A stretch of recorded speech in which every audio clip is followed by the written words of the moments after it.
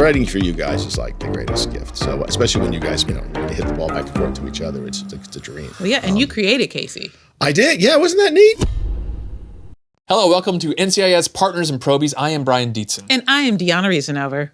And today we have an incredibly special guest on here today. This is one of my favorite writers of all time from the history of NCIS. It is executive producer Scott Williams. He's incredible. He's written not only for NCIS, but he's written for Bones. He's written for Crossing Jordan and NYPD Blue. I mean, and what he basically did was he took amazing storytelling and amazing heartfelt experiences from his own life that I really cannot wait for you guys to hear about, and he brought it all to NCIS. If you've shed tears on NCIS, there's a good chance that he was the guy that made it happen. Yeah, blame him. We're not going to take up too much intro time because we really want you to get to our wonderful interview with Scott Williams.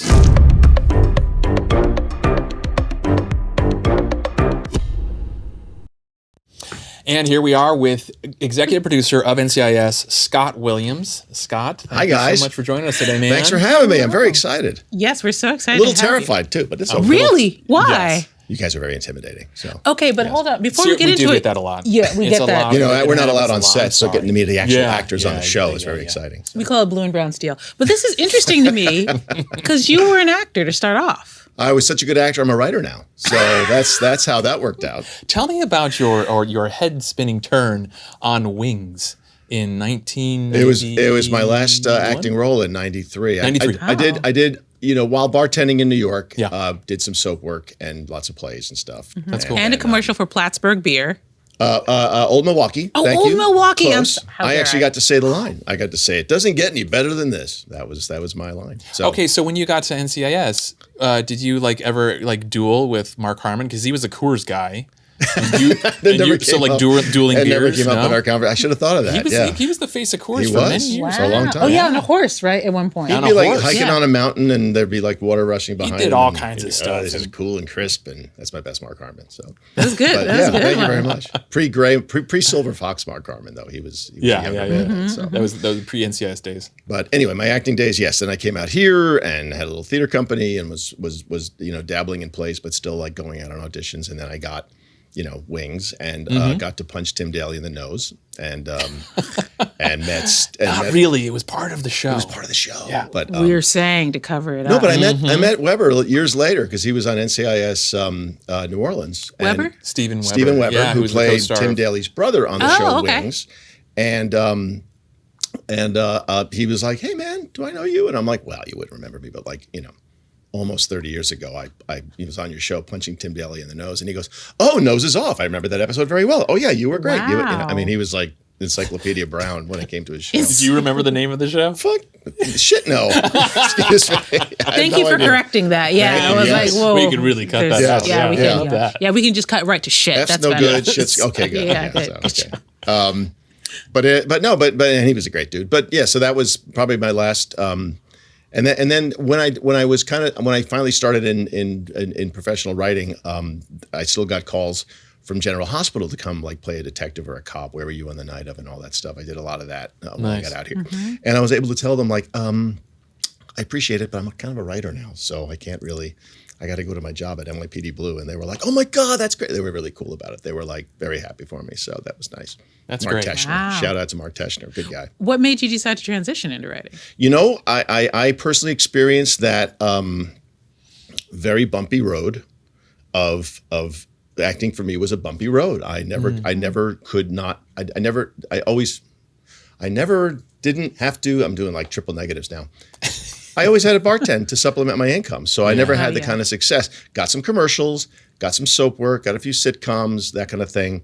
But then when I started writing for my theater company, my buddies and I, a bunch of expat New Yorkers, we started a theater company here, small, and we put on shows. And I started writing a one-act play for a bunch of our writers who had committed, and they all chipped in their $100 that we pre-booked the theater with, and it was like, "Hey kids, let's put on a show."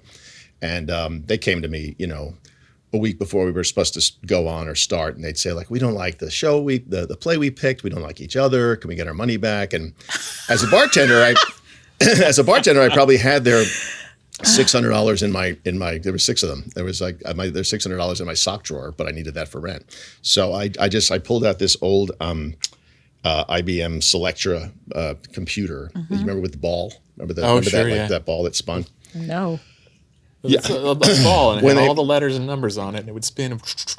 My dad worked Is this a prank? What are you talking about? It's the Selectra. It's the I don't IBM know how Selectra. You else to type, say it, and there was I'll show you a picture later. It's Okay. terrific. But What is it going to be? acting A it tin out for type? you. What See, kind of it's that- picture is this? No, it's just a typewriter, but instead of the things going, there's a ball and it spins and it's got little letters on it and stuff. I'll show you later. Okay. But at any rate, my dad had worked in newspapers, and when everything switched to computers, they had this like bunch of typewriters left over. So everyone took home a typewriter, and I got one. So anyway, pulled it off, dusted it off, and tapped out. I got 6 characters. What can I do? And I basically an SNL sketch. In my head that I came up with them. And I always say 2 pages in, and I felt a feeling I never felt as an actor, which was I felt like the applause came from within. I was like, I like this. And then she says that, and then he says this, and then that. And then, brought it to the actors the next day, and they liked it. And I was like, really? And then we put it up, and I'm like, watching an audience like, react to it and stuff. And it was like, I was hooked. So right there, I was like, maybe this is, and actually I had a friend who was a writer, an old mentor friend of mine, who just said, he goes, you might be onto something here. Keep doing this. So that's when I started taking all the, UCLA extension courses and John Truby and Robert McKee and all that stuff. So, and I just, my life then became, auditioning and not getting work, bartending. And basically I was like writing all day and bartending all night for about 4 or 5 years there when I first moved out here. So, yeah. That's wild that basically actors being insecure made you a writer. That's great. Actually, I never thought of it that way. They were all like, oh, we hate our play, but then, that's so true. We hate noises off. Why did we pick this? Right. It's difficult to be multiple people. Exactly. So it's kind of like how it is now. Who wrote this shit? Yeah. Like, Scott, write us a new one. Okay. So and now you are you're credited as an executive producer, obviously writer on NCIS. Uh-huh. Just for the fans who might not be in the industry, can you describe what what it means to be an executive producer on NCIS versus like a writer versus a story editor versus kind of like how you kind of go up the ranks to becoming an EP? There's an ascension. On the show. I mean, I'll have friends, my civilian friends, and there's many of them who will just say like, what do you like better, the writing or the producing? And I'm always like, to be honest, if I couldn't write, that's my primary function. They wouldn't let me produce anything. So it's like my main job is writing. But when you come in as a TV writer, you come in at the ground floor is staff writer, and then you move up to the following year or 2. You go up to story editor, executive story editor, co-producer, producer, supervising producer, co-executive producer, and then executive producer. So that ascension over my umpteen years of television took some time to do. And I spent lots of years as a co-EP on several shows before I got to NCIS. But shows like? Oh, I'm well-traveled. Let's hear it. What do we got? NYPD Blue, Brooklyn South, Third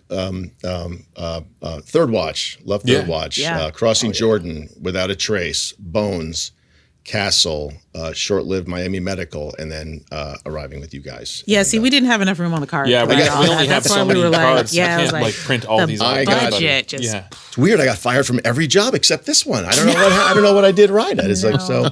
No, but it's weird. I did like 3 years here, 1 year there, 2 years there. It's just it was one of those. The trajectory of a writer is like either the series doesn't last, or you don't last on it, or it's not quite a fit, or you get antsy and you want to go develop, so you leave a show before you maybe should. But by the time I got to, I will say I left Castle, and it wasn't easy. I liked Castle a lot. I loved the cast and the crew there. But then when Gary Glasberg, who I had worked with on Bones, everything's relationship in this business, as you guys know. So Gary and I had worked together on Bones. We had a bit of a bromance on Bones. He's like the best and was the best, unfortunately. But and he calls me up. I'm on Castle and I'm very happy there. But he says, "Don't ask me how, but I'm running the #1 show in the world, NCIS." And I'm like, he goes, "I have a slot open next year if you want it." And I'm like, "Well, I am enjoying Castle, but and I don't know shit about the Navy." And he's like, "It's a cop show with jokes and heart. It's what we do." It's like, which if you look at my trajectory, a lot of my shows that I've worked on have never been like straight drama. It's always like lot of tongue-in-cheek stuff. So I knew NCIS would be in my wheelhouse. And then I actually talked to Nathan Fillion, And he said, dude, I heard that's the best gig in television. He goes, I hear my actor friends go on there and they never want to leave. They can't believe how nice everybody is. It's and quality his of buddy life. Michael Weatherly was on the show at the time too. So. Yeah. Yeah. And a couple of the guys over there had guest starred on the show, and they said, "Oh, dude, you love it over there." You know, maybe they're trying to get rid of me on Castle. I don't know, but they were all like, "No, they were very sweet." You saying, gotta go. You specifically have gotta go. No one else should go. "Hey, No we one love you else and all, should. but boy, I hear that NCIS is amazing. Yeah. You should really." It's No, so good. they actually were very sweet. They were like, "We'd hate to lose you, but." And but they were so I came up for lunch one day, and Harmon sat with me and talked football, and and Gary was like, "Oh, you guys are a match made in heaven." And then I could not believe how nice everybody was, and I kept thinking I was getting punked, like I was going to get someone's going to pants me at any moment. I'm like, what's happening here? But no, everybody was just so kind and cool, and quality of life was everything. So So I took the gig. And what season was that approximately? I joined in season 9, Okay. thinking this thing might have, what shows go beyond 10 years. Okay, so even if this thing has another year or two left in it, I didn't know how long Castle would go. Everything's uncertain. But so I thought this thing had another year or two left in it, and this is my 15th season right now. So 15th Wow. season. and now with the renewal, it'll be 16. Oh, insane. And, a lot of my writer friends are quite envious of me because they know what a great gig it is, and that I've been able to, if this is my last show or whatever, depending on where my career goes from here, it's like, what a great gig to go out on. Not that it's going anywhere. I'd like to ride this sucker. I told you the Bob Newhart story. You all know the Bob Newhart No, story. Well, tell us all. we want to hear this Bob Newhart story. First season on, Rotten. Wait, who's Bob Newhart? I'm kidding. Yeah, I know that one. I know that Let's one. set the table I know for that Diona one. here. Yes. She's 22 years old. She doesn't know anything. He's the guy with the golf swing, right? Yeah. Sure. The building's named after him down the Yeah. street. Newhart was guest starring on the show, and he was so old he was playing David McCallum's mentor. So that tells you how the age there. Yeah. But Yeah. he leaned over to Harmon at lunch when we all ate communally. You were with us when we still ate communally, like pre-COVID. Yes, Remember pre-COVID. that? It was really Oh, nice. that was nice. So literally, it was like you got, and that was kind of what seduced me about the place when I met with Harmon the first time. It was like lighting guys, writers, like everybody just makeup people, everybody just ate together. It was really, really nice, and it still is. But and Newhart leaned over to I guess I can't curse, right? Yeah. Newhart leaned over Quote to Bob Harmon Newhart at one directly. point, and he just said, he goes, in that very halting Bob Newhart sort of like, so hey Mark, can I give you some advice? He's like, sure Bob, what is it? He goes, ride this fucker into the ground. And I heard that, I was like, he goes, jobs don't get better than this. You will miss this when it's gone. Seriously, this is like, you've struck gold here. Yeah. And I heard that, I was like, I am gonna do with Bob. If they'll have me, I'll ride this effer as far as it'll take me. So to me, it's like we just keep going, and we keep recreating with new characters, which I'm sure we'll all talk about. But yeah, that inspired me. So thanks, Bob Newhart, for sending that to me. Yeah, and off of that, like, you had to find your footing on a show that obviously was already running like a freight train, right? I mean, the show was #1 show on the planet when you joined it. So this thing had its fingerprint. Everyone kind of knew what the soul of the show was. How do you, as a writer, come in? This is interesting, because we've asked this of actors, but not of writers so far. How do you come in and make your own voice be heard? Because obviously you're not trying to just recreate, let me see what they did in season 7 and 8, and I just redo those type of episodes. Yeah. You got to find out what your lane is. Yeah. What did you find your strength was on the show? I mean, obviously you've been here 15 years, like you're doing something right. And we're going to talk about some of your iconic episodes, but where did you find your lane in the show, storytelling wise? That's a good question. I have to think about that. But before I come up with an answer, I really will tell you, as you enter a show at 9 years, which in itself is a rarity. Mm-hmm. Those don't grow on trees. So my first 5 pitches were like, how about a episode where Gibbs does this and Jimmy does that, and it was like, no, we did that season 2, episode 7. Nope, we did that season 8 episode. Can you imagine pitching for The Simpsons? Right, exactly. I mean, it's just like, pitching for oh The my Simpsons. gosh, 37 years. We've whatever. done it before. Yeah, exactly. So I got shot down with my first 5 ideas, and I think the first one that they actually bought was, Ducky falls in love. Remember, that was like Ducky fell in love with, and who'd we get? One of Charlie's angels, Cheryl Ladd. She was lovely. Cheryl Ladd was great. Anyway, so that was the first one I wrote. It was episode 192. I'll never forget it, of the show, and now we're up in the 500s, which is nuts. But what my strengths are, I don't know. I mean, or what I like to write on the show, and why I loved joining the show was I recognized that we also, we pride ourselves still on, this sort of shallow, deep. We have a very hard-hitting and dramatic episode followed by maybe a more whimsical episode or a more personal episode, that sort of thing. I think we find a personal thread in all of them, but we'll have like heavy military action show, and then we'll have, oh, Casey lost her shoes on the next episode. Shoes? So, don't pitch that. You remember that one? Don't pitch that. No, you did it. No, I didn't. Yeah, there was a whole episode where you lost your shoes. No. And then all of us, we banded together. No. Spoiler, we found them. It was. We found them, and there they were. Yes. That was a Scott Williams special, by the The way. weird part is when they found them, Yeah. there were 3 of them. Yeah. I don't know what it was. My other left shoe.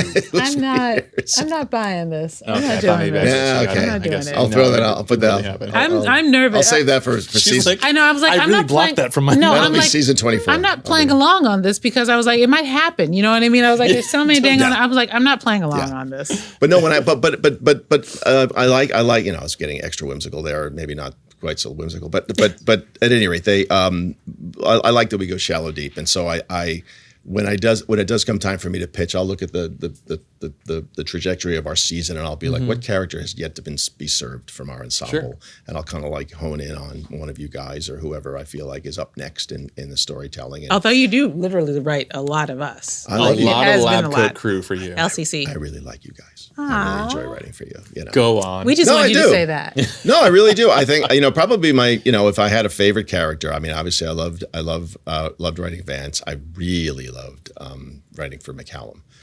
Writing those pontificant, talking to the bodies and all that stuff, and just his eloquence and his way of, and he'd occasionally correct me, like, Scott, I'd never say this, and I'd be like, okay, David, just do what you want. But I really enjoyed that. But writing for you guys is like the greatest gift. So especially when you guys play with each, when you hit the ball back and forth to each other, it's a dream. So Well, yeah, and you created Casey. I did, yeah, wasn't that neat? Yeah, you actually created the character. Of we were Casey presented with the specter of losing Polly Perrette, and she was ready to go, and she was ready to say goodbye, and we were like, okay, how do we replace her with someone that is equally lovable and wonderful and all that stuff? And because we had replaced some characters in the past that maybe weren't as accepted by fans early on, replacing beloved figures, and there was no more beloved figure than Abby on our show at that time.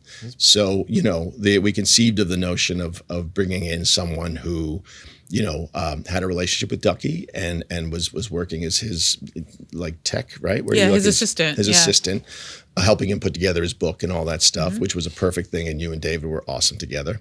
But also then that who also aspired to be Abby and was a fan of Abby's. And I think that just sort of maybe, and also that Abby took under wing for a little bit. And I think that maybe, softened your entrance for the fans, where they were like, "Oh, she's cool. She's one of us."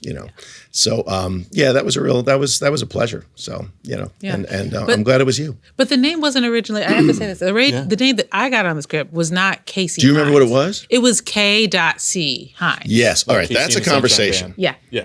So Frank Ardea, who's been on your show, and the late great George Skank, they were the showrunners at the time, and they insisted on K.C. And I'm like, guys, think of this. Every time we write it in prose, final draft, when you put a period, we'll add like a double space to it and demand, there's a whole thing with your screenwriting thing. When you put a period, the next word is capitalized. I'm like, if in a sentence we have to keep adding a K.C.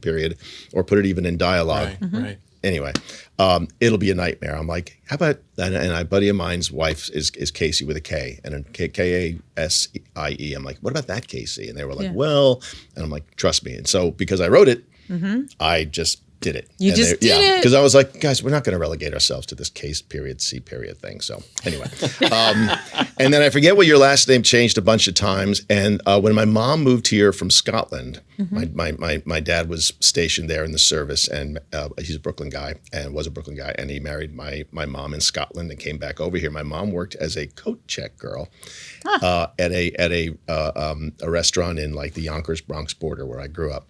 And there was a great song and dance act there called Hines, Hines, and Dad. And it was young Gregory Hines. I forget Earl Hines was his father. It was with his brother. I forget what his brother's name was.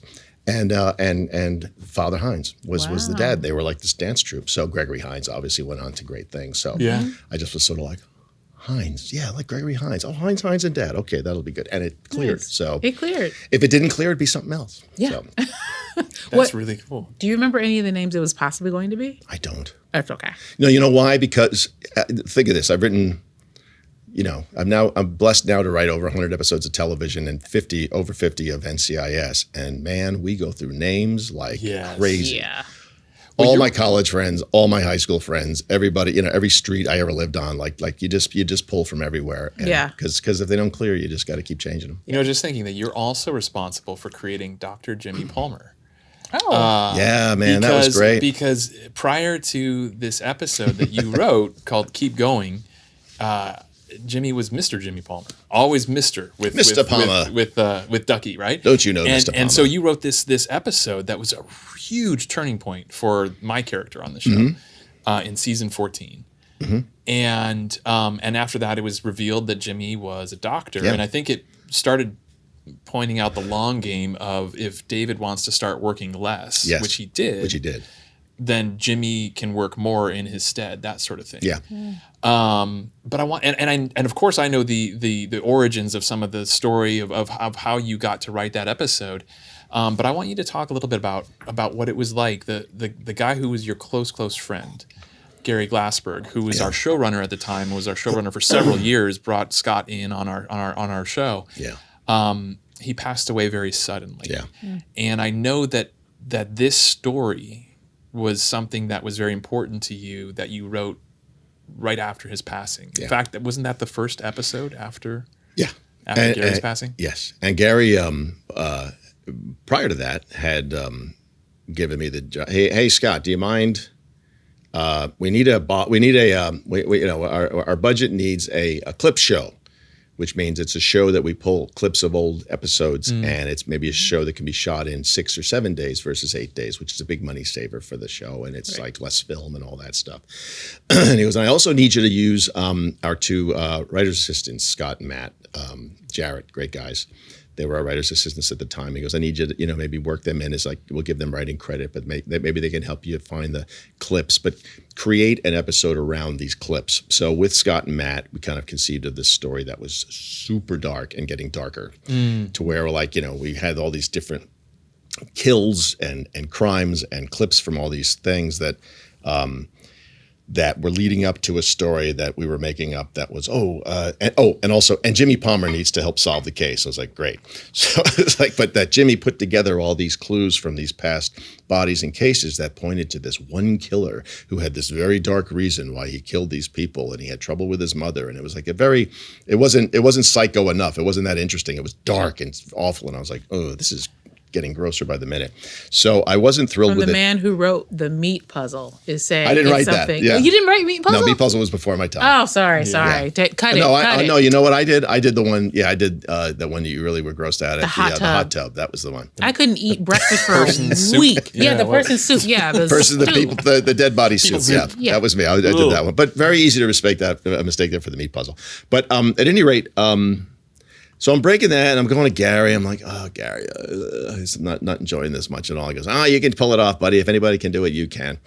And he sent me, I remember, I have this hanging in my office at like 10:30 on a Tuesday. I get a text from Gary, and it's a picture of that guy, Brian Dietzen, doing a one-handed push-up, and he's looking up into the camera. So he's like this with no shirt on, and Gary in his inimitable style just writes me. He goes, I just found this on the internet and did a spit take. So I was like, why he was looking for that? So I just wrote back. I said, he's dreamy. That's all I said. Aww. But unfortunately, that proved to be the last I ever talked to Gary. That was the last thing. It was at 10:30 on a Tuesday, and I got a call on a Wednesday morning. I remember my daughter, she had a cold, and we were at urgent care because she wasn't going to school that day. And Frank Gardia called me up, and he goes, he's sitting down. And Gary had a heart attack overnight and passed. And it just devastated us. We were all just, he was a guy that, again, we had come into Bones together, and we split a writer's room, and we just fell in love. He just was a great guy. He's just a funny, sweet, kind guy, and a character, total character in his own right. But then somehow ascended to and he was the first one to say it. Somehow I'm the lead. I'm running the #1 show in the world. After he left Bones, he landed there. But so the guy that basically gifted me with the greatest job I've ever had and will ever have died at 50, very suddenly, and it was awful. And I remember we shut down, and but the show had to go on. But I remember I don't want to, when we finally got back to work a day or two later, I looked at that story. I'm like, this is gross. I don't like this story. I'm feeling shitty, and Gary has 2 sons.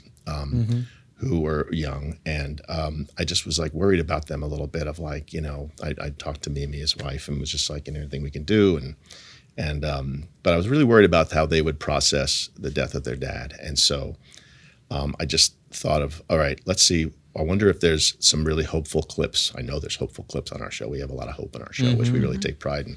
Let's pull together some hopeful clips on our show, and maybe Jimmy Palmer, I don't know, talks a guy off a ledge.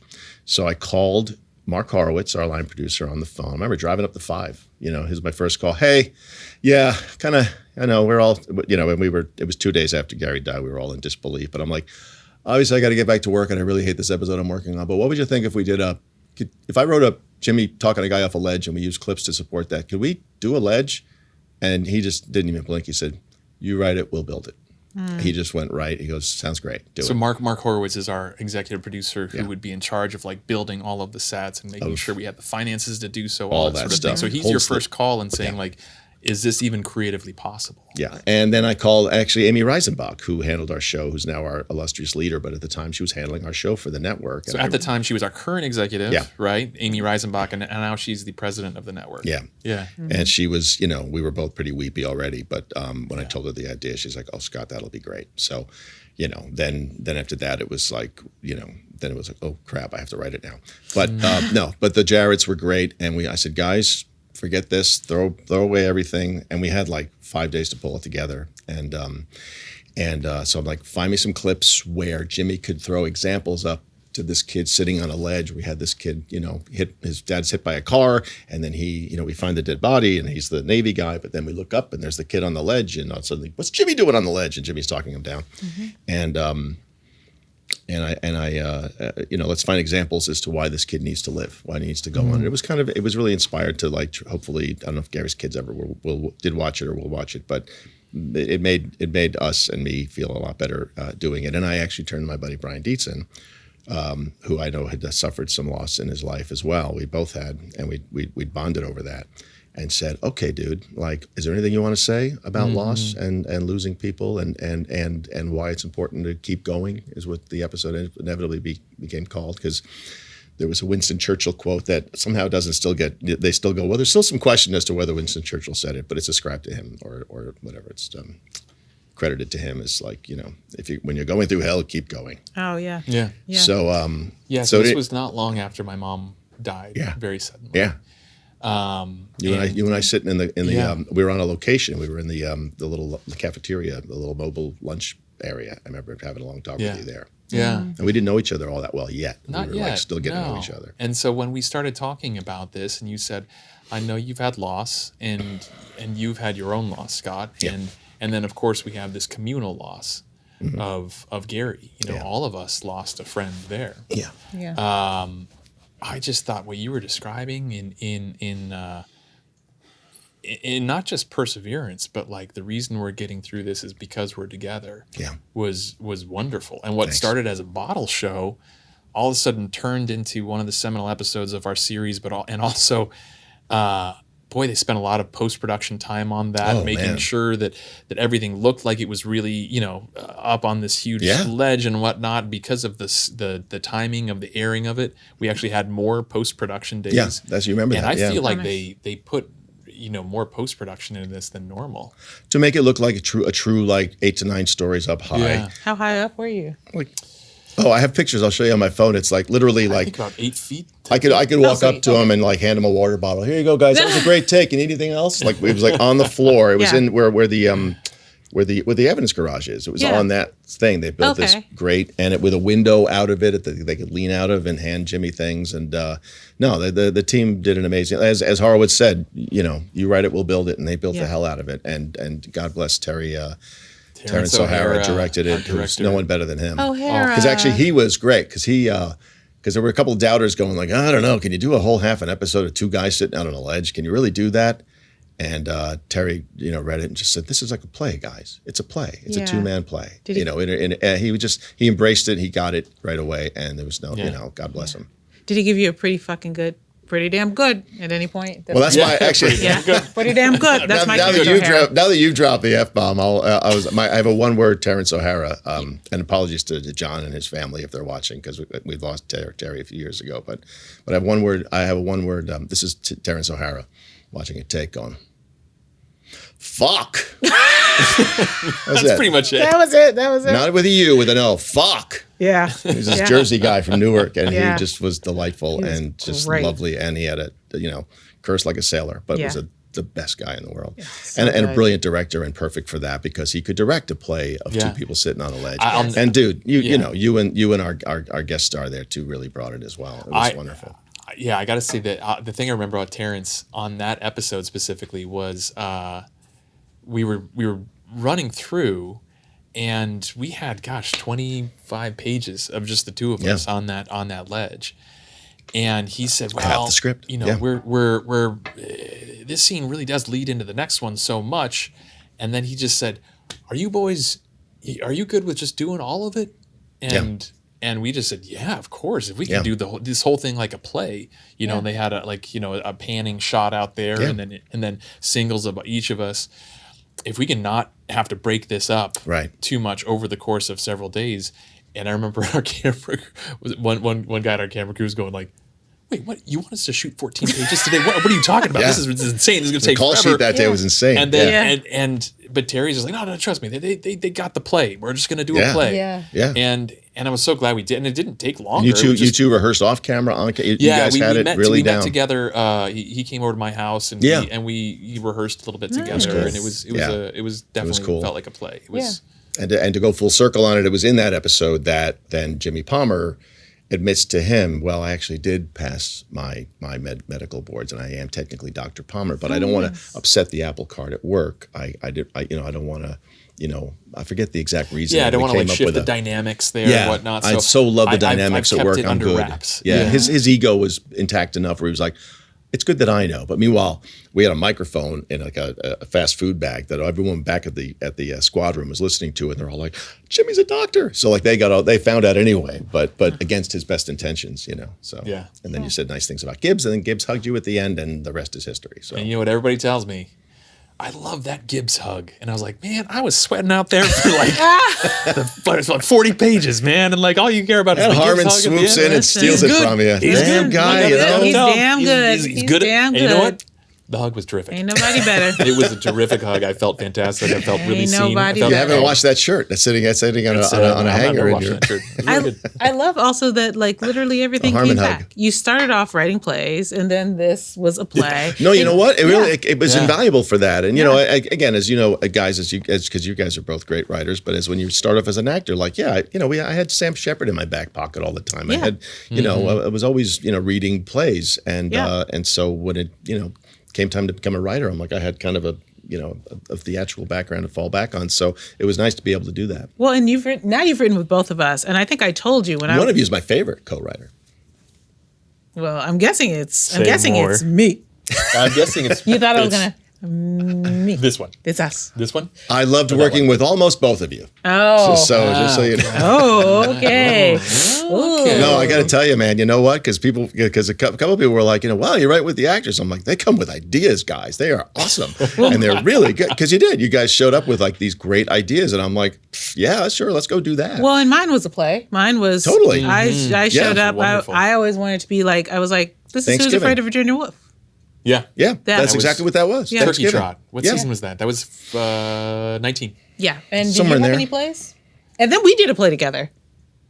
Yes, that's Yeah, right. we did. We did The Owl and the Pussycat all The together. Owl and Pussycat. We all did the reading, Owl. which was wonderful. That's right. Yes. I read stage directions, but Yes, that's true. But once again, no, writing with you guys was a dream because, again, also you're both very collaborative and you like to yes and. Like there's a lot of that, Yeah. you know.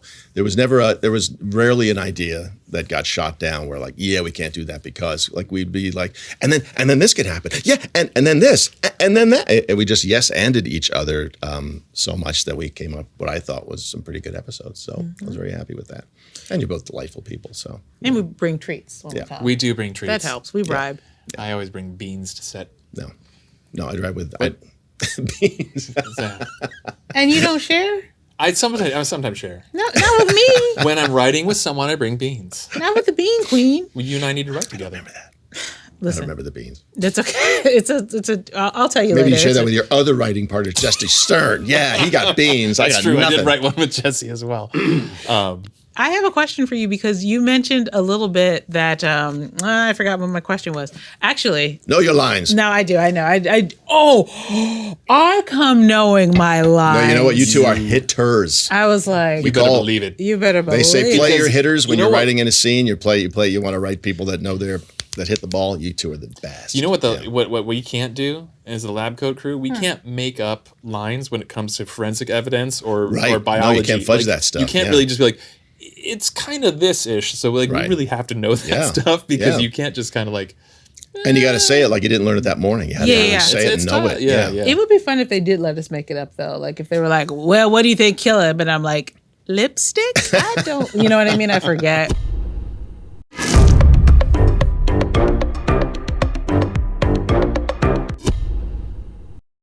Is there an NCIS episode you wish you had written? ooh, like one that we produced, and you're like, oh my gosh, that's the pinnacle. I wish I wrote that. I Writer's wish I had that envy. idea.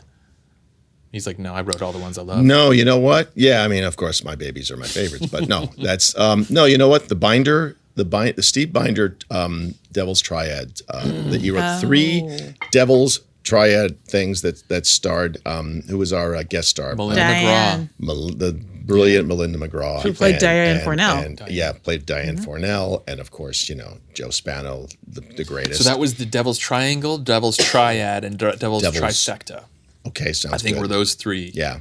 And, And Steve wrote the hell out of those. I Never remember just like triangle. so good. And I remember everyone in the table read just like laughing hysterically because these 3 pros were Yeah. just hitting it around, and it was just really well conceived. And there was great stuff between her and McGee and all that Yeah. stuff. And I think those are the 3 that stand out to me of like, man, that was good. If I can get that good, And Steve end- knows it. I always tell him. That end line Steve in Binder Devil's wrote. Triangle. Steve Binder wrote those. Yeah. Yeah, the end line in Devil's Triangle where Diane says to Gibbs, "You were my Shannon." Yes. Oh, geez. Oh my gosh. Yeah. We did a stage reading of that Yeah. of that show with the cast of NCIS Origins this past Oh, that's year. right. Okay.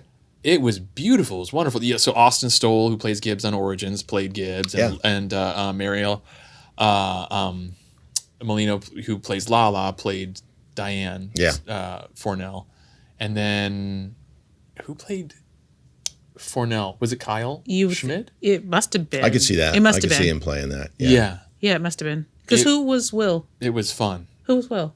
Wilmer was one of the guest stars, Okay, yeah. Okay, then I it must have believe. been. Then that's who it was. and then Sean was Gibbs. Sean Was Weatherly. McGee played. Yeah, Sean Murray. Oh, God, really? Played Okay. DiNozzo. Yeah. Okay. And I can't and remember. Katrina was Abby, and I Wow. was a guest star. I was a guest star. Wow. I played Ducky, Yeah. Perfect. Yeah. and I wore a bow tie and everything. I had Yeah, a great yeah. death scene. Yeah. She did have a great death scene. It was did. fantastic. It She was brought good. the ass down. Great show. I mean, just 3 Yeah, great, that's a good solid choice. episodes that I always kind of went, yeah, boy, that's as good as it gets right there. Just Yeah. in terms of blending, crime drama and just heart and hilarity, because they were really funny episodes too. Yeah. And Melinda McGraw, I could watch read the phone book. She's awesome. So Yeah. yeah. We also both have done something. We've worked a little bit with your charity, Shane's Inspiration. You've both been enormous champions of my charity. Yes, you have. Love It's been it. pretty amazing. I'll give you the Reader's Digest if I can. So, as a bartender, I finally got a paying writing gig, writing a script for Ray Liotta. Okay. Oh, yes. So I wrote a script for Ray Liotta. I won't go into how I got that. Well, yeah. I was behind the bar. Sean Penn came in the bar one night. with a buddy of mine or a regular customer. Shot the shit with Sean. Great. Couple beers. He left. And I grabbed my buddy and I said, I have 5 scripts sitting on my desk. And one of them is so perfect for Sean. You've got to, okay, give me the script. So I gave him the script. I don't think Sean ever saw it, but he gave it to a woman friend of his who came in and said, hey, do you need an agent? At the time, I'd been I'd been turned down all over town back in the day where you didn't just send out PDFs. It was like you print the script and you put it in the thing with a cover letter and you lick it, and you put the stamp on it. And then you get, a month later, you get nope, sorry, this is nice, but no thanks, or we don't take unsolicited material. But at any rate, she said, hey, my friend just made junior agent at Gersh. You need an agent. I'm like, yes, I do. So anyway, he then sent my script around, and I had a bunch of meetings, and one of them was with Ray Liotta's people. I wrote a script for Ray. Great experience. But the movie didn't get made. It was, movies. For some reason, Ray after Goodfellas made 1 or 2 movies that didn't open big, and that back in those days, pre Netflix and all that. So, but it became a calling card. It got me a great job at Imagine. I worked for Ron Howard to write a 70s biker movie that never got made. So and then it got me another script in my option with Kevin Costner to work on a film with him that never got made. So that's 3 movies with 3 really good people that never got made. And then at that time, my wife we'd been married in 96, and in 97 we were having our first child, and it was a boy, Shane. And then we had a family full of girls, and just the idea that we'd have this prince among princesses. But he was born to our shock, to our surprise, with a profound disability called spinal muscular atrophy, where he never drew a breath when he was born, and he was immediately raced to the neonatal intensive care unit where he was vented. And the best case scenario they could tell us before they diagnosed him was that he would spend his life in a wheelchair because he was paralyzed from about here down. Right. So awful, and it was devastating at the time, of course. And but one of the things we learned when we were, I said to my sister had flown out from New York, and a buddy of mine had come down as well, and I just said, I got to kick my career into gear. I got to. I'm getting paid for writing these movies, but nothing's getting made. I got to figure something else because I've got to retrofit the house with ramps. I've got to, figure out his medical care. I got to take care of all that. I got to start making some better money to take care of him. And the next day, my young agent called and just said, listen, I know this is a terrible time for you right now. He said, but I just got this call from Stephen Bochco and David Milch at NYPD Blue. They got a hold of your Ray Liotta script. And they want to meet with you to come write television. Wow. Like the day after I put it out in the universe of I need to make more money, or I need to up my career. Yeah. It landed. They were and I said to him, that sounds like a good thing. I never considered television. He goes, no, it's a really good thing if you can make it happen. He goes, but do what you're doing. So Shane only lived about 2 weeks, 13 days, and about a month after that, I met with David Milch. And he was lovely and understood I'd been through some stuff, but he was just, hey, I read your David Milch, genius television writer, and he said, yeah, I read your Ray Liotta script. I like this, I like that, I like this. He goes, but I got to be honest, your writing's fine. He goes, but I love the fact that you attended bar for 12 years, much more. He goes, you've seen people at their best, at their worst. He goes, you've got characters, so it's like, and I can see it in the page, and I think you should write television. And like an idiot, I said, so as much as I was screwed up in the head with losing Shane and all that. So Shane was my son. I don't think I've said Shane's name yet. Yeah. You did. I did. Okay. I just said to him, because he's like, yeah, you want to come write television? And idiot, I just go, after having no movies made, I go, well, David, I'm really more of a feature guy. So, and he just looks at me like, really? When's the last time you heard action? Oh, and I'm like, never. He's like, yeah. He goes, come with me. You'll hear action every day. So he didn't let me take no. He didn't take no for an answer. But or I think he just saw through my fear and my self-doubt, where I was just like, oh shit, this is where I get found out, and this is too big for me, and I can't do this. And I know NYPD Blue. Everyone knows NYPD Blue. Anyway, he gave me an NYPD Blue to write. They liked it. He hired me he kept me on staff there and hired me onto a show he did called Brooklyn South, and that kind of began my ascension. But Shane's inspiration, a year later, We were we're in mourning, obviously, and in recovery from having lost Shane. But my sister had sent an article from a newspaper in Connecticut about a woman who built a playground in memory of her son, who had the same spinal muscular atrophy that our son had. And my sister sent it from a place of like, hey, look, we had never heard of SMA before now, and then this other woman did this, and so it's more common than we know. Well, we looked at the article and we went, playground. We need a playground, because at the time, the Americans with Disabilities Act did a great thing where they said, wheelchair ramps on sidewalk corners and big bathroom stalls. Mm-hmm. In the area of playgrounds, it was a cement ramp leading to a sand moat with play equipment inside.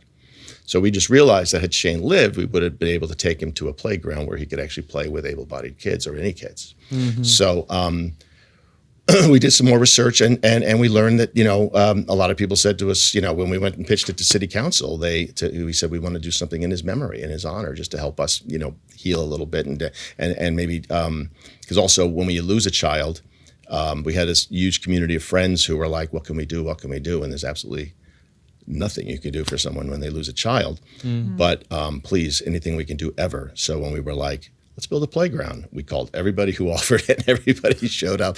We had this huge groundswell of support from our friends, and within about 2 years, we raised the money and figured it all out from the ground up, because we didn't know anything about playgrounds, but we figured out, and we suddenly had this relationship with this disabled community too, which also kind of, my parents were wonderful and generous people, but they'd give to Jerry's kids every Labor Day weekend, the telethon, every year. But in the area of like, you'd see a kid with a wheelchair. My mom was like, too sad, can't go there, so sad, like feel for them, but didn't know how to communicate. And so when we had Shane, the specter of raising a child with a wheelchair, I thought there's a lesson in this for me somehow. But then now here I was surrounded with this community of disabled kids. And so it was really, an immersive experience. But we opened the first park in 2000. In Griffith Park. Mm-hmm. And we had, people at City Council saying things like, I never see disabled kids at the playground. Is this even necessary? And I was like, well, you don't see disabled kids because it's absolutely no fun for them to go and watch other kids play. So this will be something they can actually play on. Right. And it's, a series of ramps and things that kids can actually have access to. And it's not a playground for disabled kids. It's an all-inclusive playground for every child of all abilities. So that's what we pride ourselves on, whether you're, whether it's blindness, deaf, autism, or physically disabled. So we built that first one in 2000, and I personally thought we were done because it had taken a lot of work and effort. But then in a very short amount of time, like parents of kids that were there were like, how do I get one of these in my neighborhood? Like we drive an hour to get here with our disabled kid, but we would love to get one. So it kind of took on a life of its own. We built the second one in West LA, Aiden's place, and then the third one, and then the fourth. And currently it sits at like 81 playgrounds worldwide. So wow. And how many are? And it's Shane's Inspiration was the name of our organization. Now we've morphed into we've changed the name a bit just to Inclusion Matters. We put the mission in the title, Inclusion Matters by Shane's Inspiration. So. And what did you ask? How many are in development right now across the country? We've always got at least 20 or 30 in development because it's community based.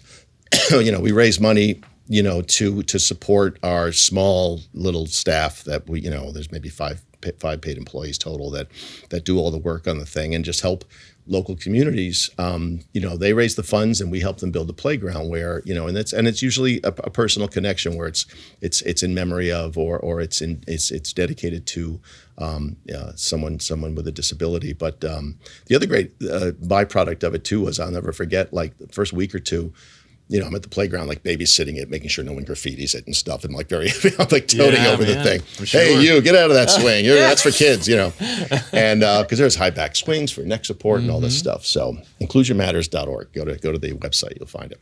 And but there was an older man in a wheelchair rolling around with his grandchildren, and he said, "Yeah, I was paralyzed." He came to me. He just said, "He goes, you're Shane's dad?" I go, "Yeah." He goes, I was paralyzed in a motorcycle accident when I was 17. And he goes, I could never take my kids to the playground. Wow. He goes, but thanks to this, I can take my grandkids. Wow. So, wow, man. Yeah. I remember when I met you, and I'd been taking my two kids. You knew about him. To Shane's Inspiration playground of Griffith Park because we lived near there. Yeah.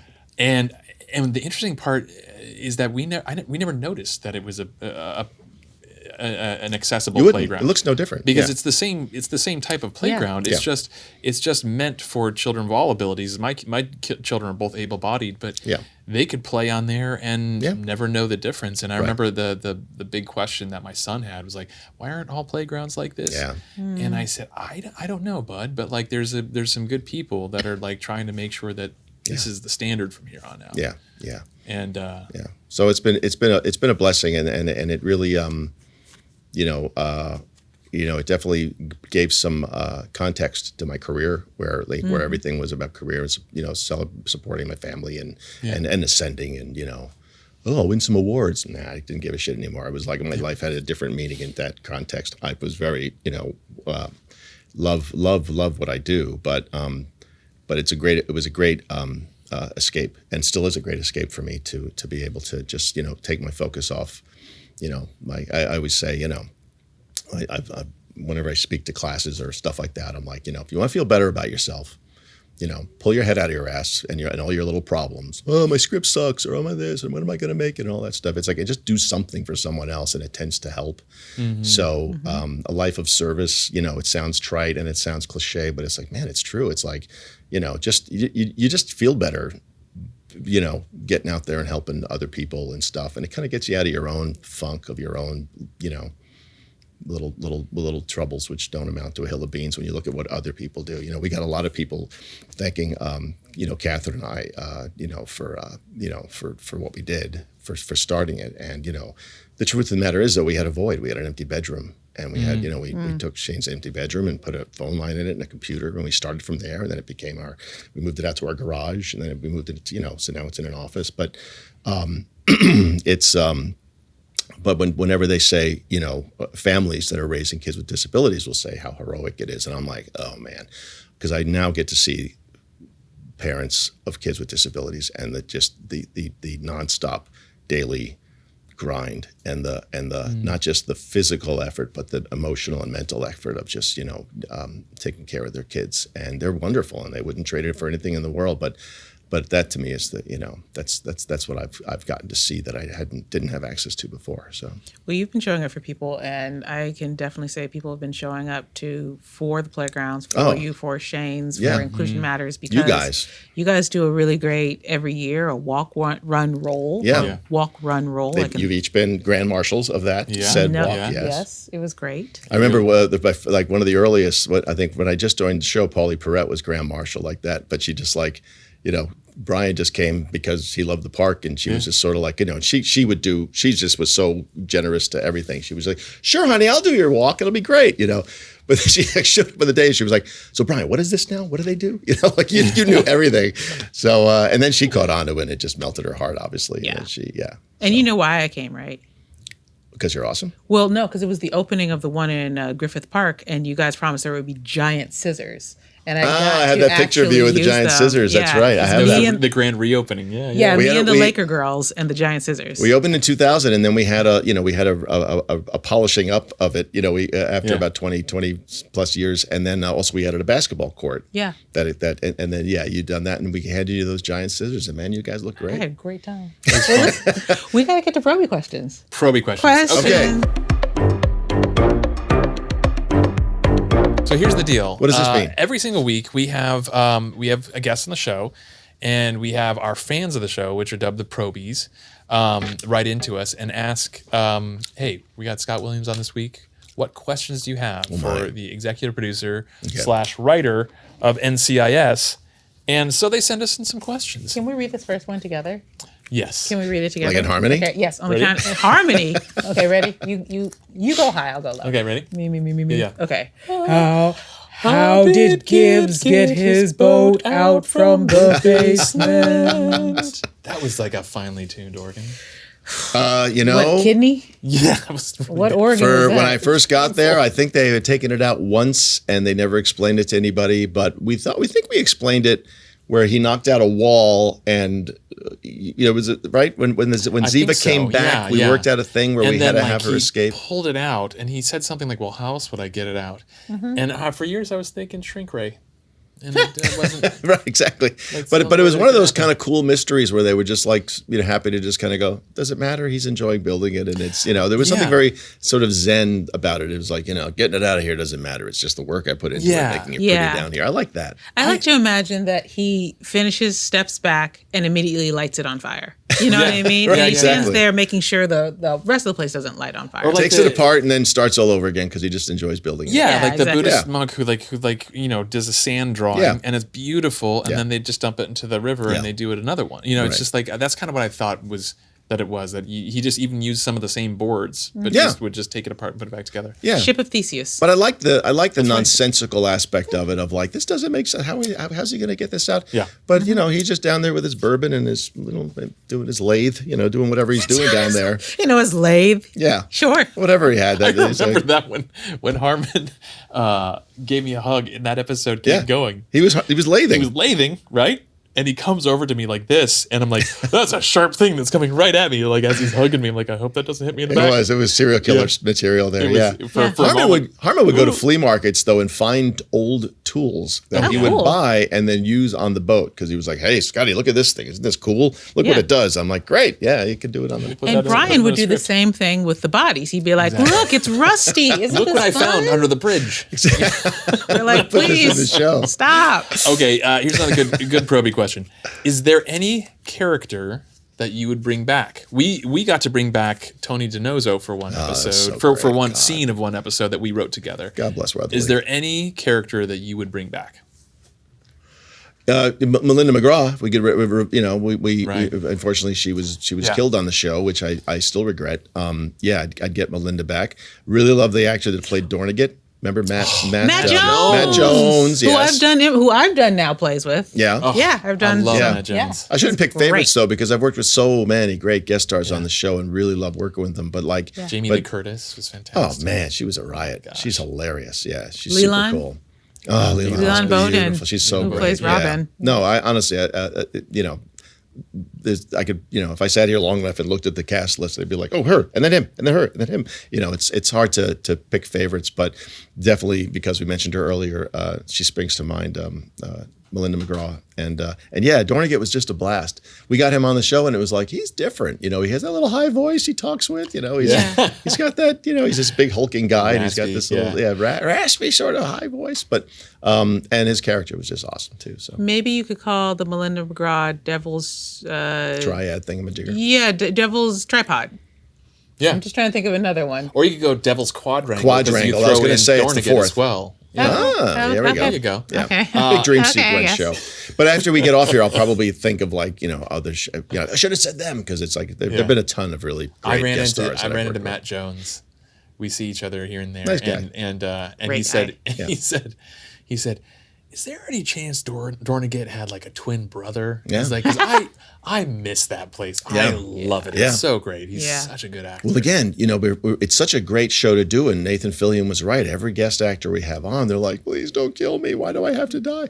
And so they're frequently going like, can you bust me out of prison next season and I can come do some more? Yeah. Bruce Davison we just had on, who was phenomenal, and he was just sort of like, I'm going to jail, but you could probably come and talk to me in jail in case I can help you solve another crime. So they all would love to come back because it's just a really pleasant place to be. So and we would love to have you back again. Thank you so This much has been for great. doing this. My man. Yeah, I didn't yak too much. I was all right. I didn't carry on to, Oh man, you had all the words. I can go. I love it. I can go. You're the writer. No, it's been an honor being here. Thanks for having me, guys. And congrats on this. Look at this lovely recreation of our squad room. Yes. It's amazing. Let's thank Scott for creating us because he created both of us. I didn't recreate him, but I created you. You created the doctor part. Ready? Okay, then. Thank you.